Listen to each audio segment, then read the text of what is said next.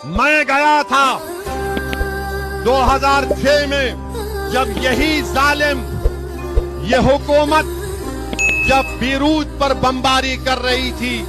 अरे मैंने अपनी आंखों से देखा कि 15 माला बिल्डिंग है, डिमोलिश हो चुकी है, लोग अपना सामान निकाल रहे हैं। किसी ने उससे कहा कि ये हिंदुस्तान से आया है, तो मेरे पास आया और मुझे रोते हुए कहा कि मेरे भाई मुझे माफ कर देना। मैं उससे कहा कि मेरे भाई आपकी आंख में आंसू क्यों हैं? मेरे आंख में आंसू हैं इतनी बर्बादी को देखकर। उसने कहा कि मेरे दोस्त, तुम हमारे मेहमान हो, हम तुम्हें कुछ भी नहीं खिला सकते, कम से कम ये चाय तुम पी लो और बिस्किट खा लो।